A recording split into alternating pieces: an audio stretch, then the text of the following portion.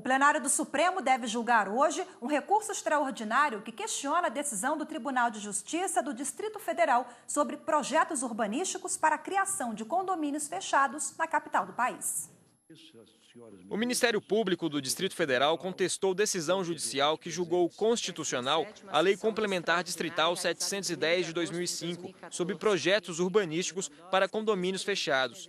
A decisão questionada foi tomada pelo Tribunal de Justiça do Distrito Federal. Segundo o MP, a norma distrital estabelece regras para a criação de condomínios fechados fora do plano urbanístico original, permitindo que sejam criados sem levar em conta o plano diretor, o que viola o artigo 182 da Constituição. O tema foi considerado de repercussão geral, já que a partir dessa decisão, o entendimento será aplicado em todos os casos semelhantes no país. O relator do recurso extraordinário é o ministro Teori Zavascki. E sobre esse assunto e as pautas que serão julgadas hoje à tarde no plenário do Supremo, eu converso agora com a nossa consultora jurídica, Gisele Reis. Gisele, boa tarde. Boa tarde, Rafaela. Sobre esse caso que vimos agora na reportagem, eu queria que você explicasse para a gente o que diz a Constituição Federal sobre o plano diretor. A Constituição Federal trouxe, inclusive, um capítulo que trata sobre essa questão da questão urbanística das cidades, né? Do planejamento urbanístico. E um dos dispositivos, ela dá, de certa forma, mais autonomia para os municípios para que eles possam dispor sobre essas questões ligadas à política urbana, que é exatamente o objeto desse capítulo mencionado na Constituição Federal.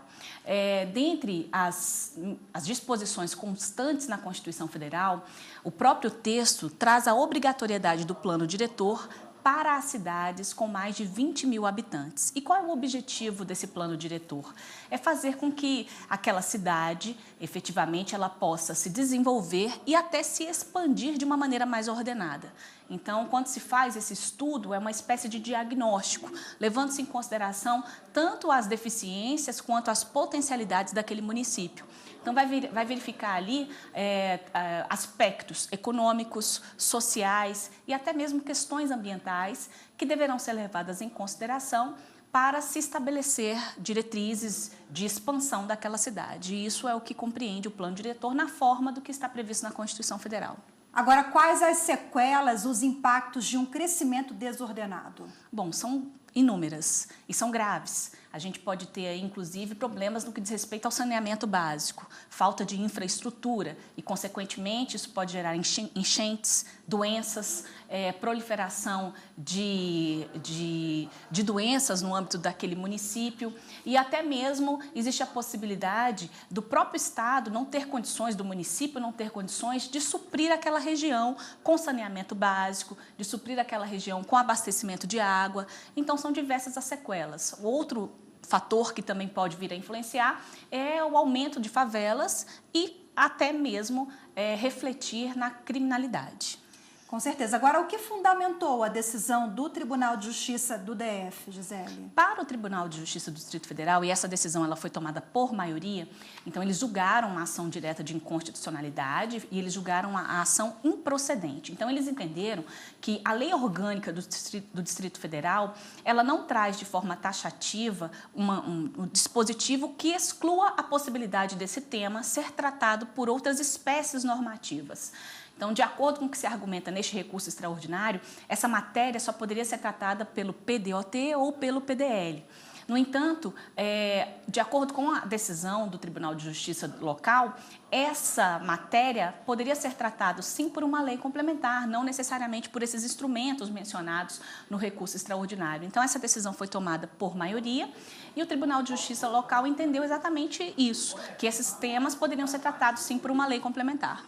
Ok, o Supremo também deve analisar hoje uma ação direta de inconstitucionalidade contra uma lei do Acre de 2009 que regulamenta a venda de produtos de conveniência em farmácias. A lei autorizou a venda de artigos de fotografia, artigos para bebês, perfumes, entre outros, em farmácias e drogarias no Acre. O Procurador-Geral da República pediu a inconstitucionalidade da lei, afirmando que a competência para legislar sobre normas gerais de proteção e defesa da saúde é da União. A Assembleia Legislativa do Acre foi consultada e se manifestou pela improcedência do pedido. A Advocacia Geral da União foi a favor do pedido. O relator do caso é o ministro Marco Aurélio.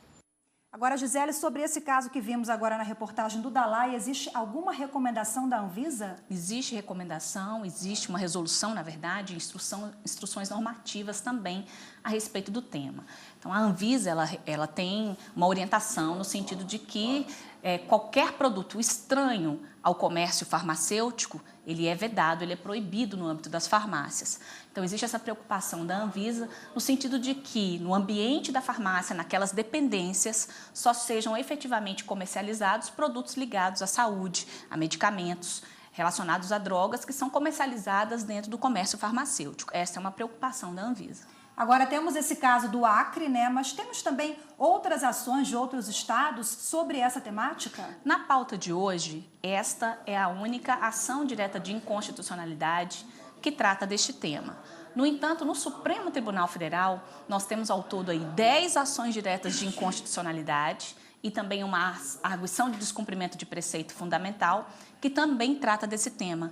Todas essas ações, elas foram propostas pelo Procurador-Geral da República e elas contestam exatamente leis estaduais e lei municipal acerca desse comércio, né, permitindo o comércio de conveniências, de produtos de conveniência no ambiente das farmácias. Mas a decisão do Acre de hoje, se o processo for julgado, vai abarcar também essas outras situações de outros estados? Não. A decisão de hoje, que os ministros vierem a proferir, ela se resume no que diz respeito à constitucionalidade ou não desta lei do Estado